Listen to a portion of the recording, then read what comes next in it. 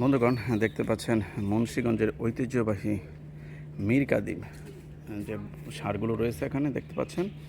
একমাত্র সাভার ডেইরি ফার্মে এই গরুগুলোকে জাত উন্নয়ন করার চেষ্টা করছে সারা বাংলাদেশে ছড়িয়ে দেওয়ার লক্ষ্যে। গরুগুলো সাধারণত ঢাকার পুরান ঢাকার মানুষেরা ঐতিহ্য মনে করে থাকে এই গরুগুলো দিয়ে কোরবানি দিয়ে।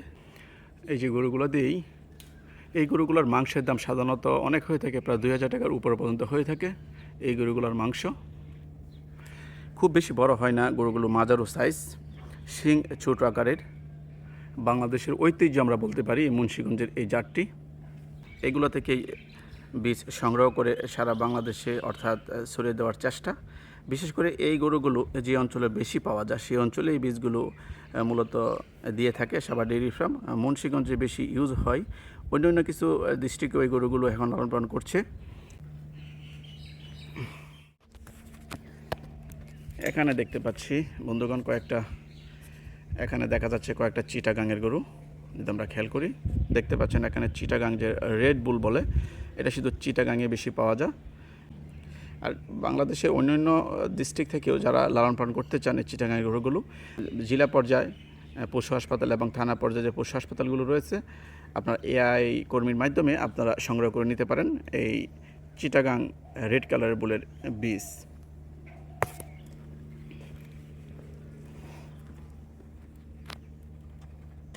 এই যে দেখতে পাচ্ছি এখানেও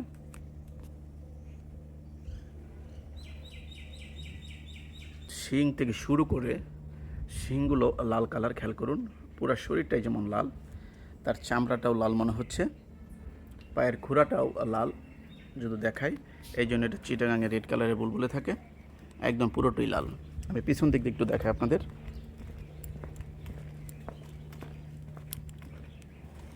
দেখতে পাচ্ছেন আপনারা চিটাগাং রেড কালার যদি কেউ বলে থাকে যেন আপনারা চিনতে পারেন ভালো করে চিটাগাং রেড কালারের বিশেষ করে ষাঁড়গুলো কেমন হয়ে থাকে। দেখতে পাচ্ছেন শিংগুলো খাড়া।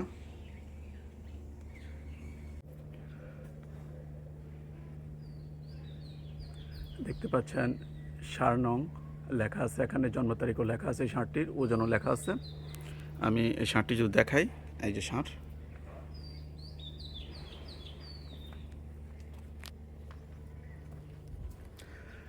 তারপর এখানে একটি ষাঁড় রয়েছে দেখতে পাচ্ছেন।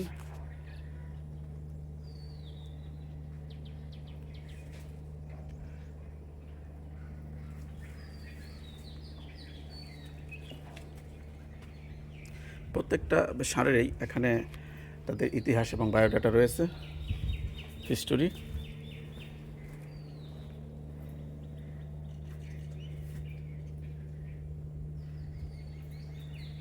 মাশাআল্লাহ, দেখতে পাচ্ছেন ষাঁড়টা অনেক সুন্দর, একদম লাল টকটক। তার শিংটাও যেমন লাল, পায়ের খুঁড়াগুলোও লাল, খেয়াল করুন, গায়ের চামড়াও লাল।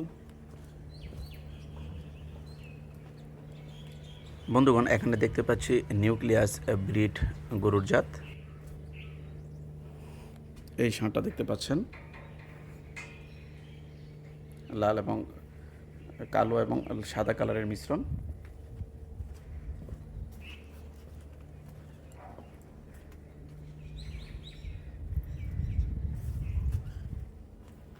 এখানে দেখতে পাচ্ছেন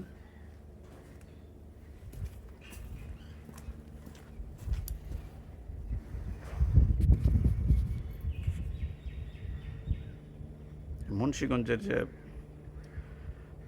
মীর কাদিম গরুর বায়োডাটা। এখানে দেখতে পাচ্ছেন এই গরুটার ইতিহাস। মাশাআল্লাহ, অনেক সুন্দর।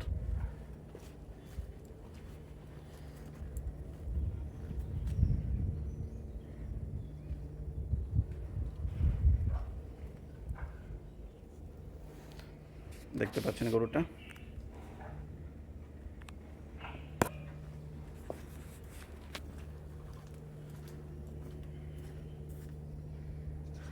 বন্ধুগণ, সাভার ডেইরি ফার্মে অসংখ্য গরু রয়েছে।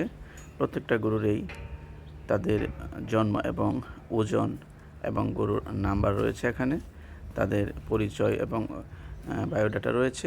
সবগুলো দেখানো আমার পক্ষে সম্ভব হলো না, যেগুলো দেখানো সম্ভব হলো আজ সেগুলো দেখানোর চেষ্টা করলাম। অন্য একদিন অন্য গরুগুলোর ওজন এবং জন্ম দেখানোর চেষ্টা করব এবং বিস্তারিত জানানোর চেষ্টা করব। আশা করি সকলেই ভালো থাকবেন। আল্লাহ সবাইকে সুস্থ এবং ভালো রাখুক এই কামনা করে এখানে শেষ করছি। আসসালামু আলাইকুম রহমতুল্লাহি ওয়া বারাকাতুহু।